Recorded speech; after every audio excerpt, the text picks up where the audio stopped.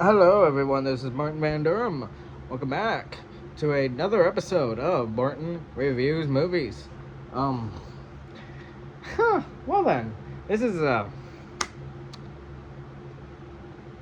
gonna be completely honest. Was not.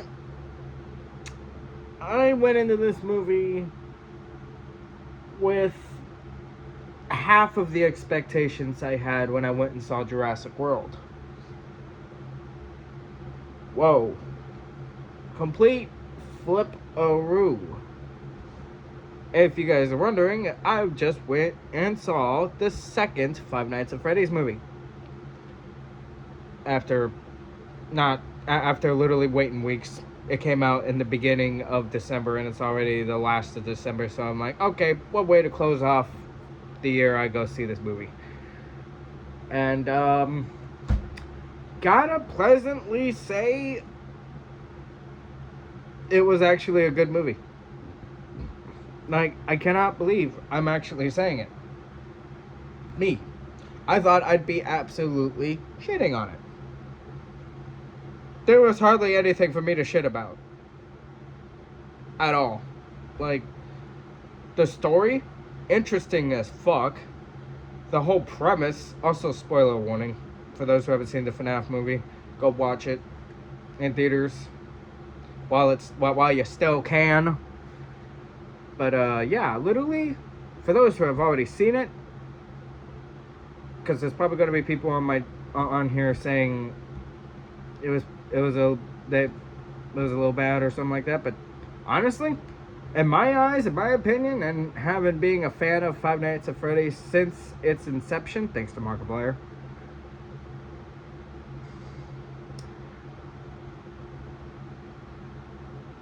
this sequel went the direction I'm glad it went in. And also having more in-depth on how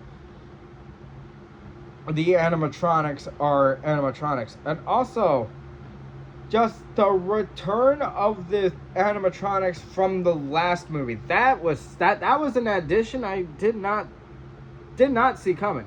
Because if you go into the game of Five Nights at Freddy's, the first one, the first game that came out back in 2014, those 4 animatronics were just left there after it closed down or whatever. They did not become the withered animatronics. The withered animatronics were already withered and rotting when FNAF 2 takes place, the game. So the fact that they actually incorporated that was awesome, but also the interesting fact that the OG animatronics from the first movie actually still ran for a short amount of time that they did. And also to take the whole entire setting out of the pizzeria and into like the streets and neighborhoods and shit, having the animatronics being more than just a threat to your office where you're just standing still. They're a legit threat outside of that shit. The fuck? And also, the whole idea of them being controlled wirelessly by the marionette, the puppet, that was an added detail that honestly makes sense. If that hadn't already been something about the games that I just never knew about, then by all means, that was a shocker to me. I didn't fucking know that. But if that's something that they just added in as a new thing, then by all means, even fucking better. Like, bro, like, honestly, how they're making out these, like, literally, the first one, I was really not happy about. I didn't like how they tried to mash almost what seemed like every single fucking game in the franchise while all still making it the first game, like with the ad, like literally right off the bat, we got fucking Vanessa, who doesn't even appear until freaking security breach. So yeah, that first movie was just completely all over the place. This had a more in-depth, straightforward story while also adding on to what was already established in the first movie, while also bringing in the game aspect as well. It was the first game obviously hinted in there. sprinkled in there with the animatronics from the 1993 location. Like, this movie was actually really fun to watch, and had its moments. And I still haven't done this. I do need to look back because I noticed that Michael Afton, who I can't believe that they made Vanessa, like, I must have missed that part completely in the fucking first movie, that Vanessa is the daughter of William Afton in these series, not just some random security guard that shows up out of nowhere and for the mega pizzaplex operation gig, whatever. But literally, the fact that she is actually related to Afton, and then freaking Michael's ass shows up out of nowhere, like, that was even more something. And also about Michael, not only was he an actual psychopath in this, where in the games he is portrayed as not much of a psychopath, but someone who hated what had happened. And then he ended up getting scooped and all that shit like that.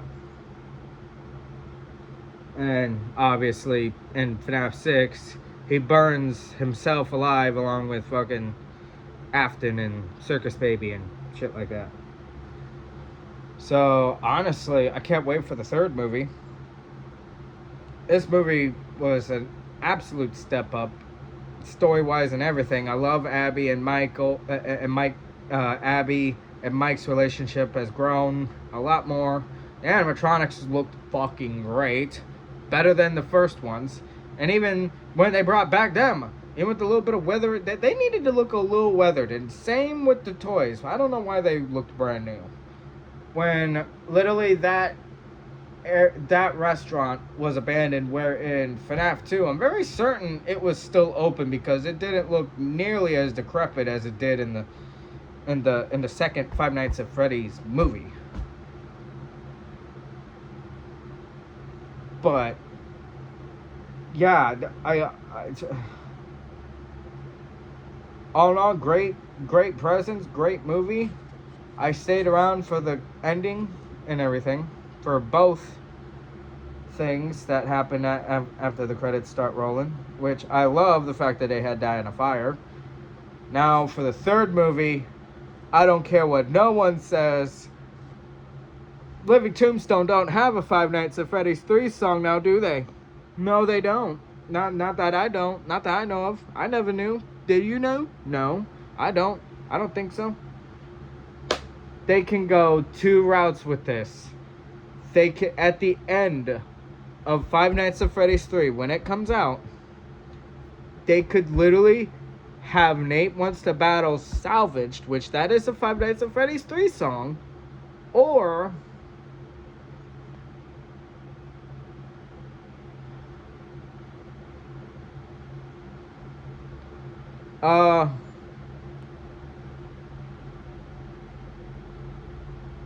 I was gonna say a DA Games song, but now that I think about it, I don't think he ever did come out with a FNAF 3 song. I don't think that's I Am the Purple Guy. Or maybe that is I Am the Purple Guy. I can't remember right now. But literally, they could add a Nate Wants to Nate Wants to Battle song, or maybe like I don't know. I don't know. But my overall ranking of Five Nights at Freddy's 2 is going to be a solid 9.5 out of 10. It is a damn good movie, had quite a few jump scares, a great cast of characters that absolutely, honestly, were really good. Also, I will have to mention this right now before I get off the video. The one person, because I have never seen this dude in any sort of piece of media in the last decade or so, or whatever, I am absolutely shocked that he has a physical role in something. Because I don't know how many people noticed the teacher, the real dick teacher, who destroyed Abby's little robot of Chica, and was just a real big douche. Did anyone catch who that was? Did anyone catch who that was? Because I highly doubt a lot of you didn't. Took me a minute until he started screaming. It made me realize who he was. I'm like, why does this dude sound familiar? And then he started to look familiar. I'm like, okay, this dude sounds familiar. This dude looks familiar. Who is he? He's got a beard. He's got really short hair. He's got glasses. He's a little chunky, but like, I know his voice. What's his fucking voice? And why does he look familiar? Who is this guy? It took me a minute. Whoa. That's a YouTube video.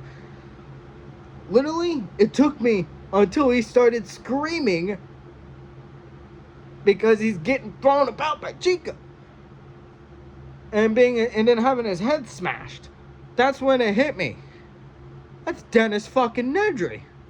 That's the actor who played Dennis Nedry, the real big dude in freaking Jurassic Park, who got mauled to death by the Dilophosaurus. Yeah. Not only is, like, he's way older, but he's lost a fuck ton of weight. He ain't nearly as big as he used to be. And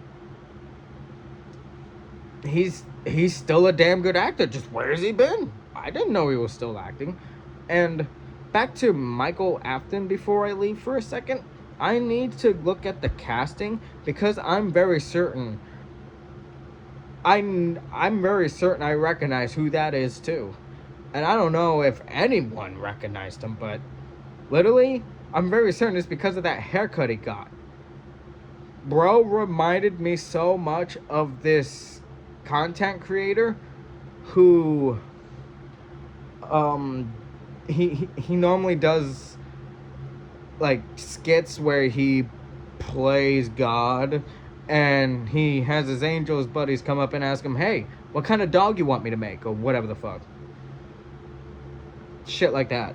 I'm very certain that's who this was. He just doesn't have wild ass hair now. He literally got it cut for the movie. Because they somehow managed to get that freaking haircut in the movie. Yeah, freaking Michael Afton's haircut. They actually got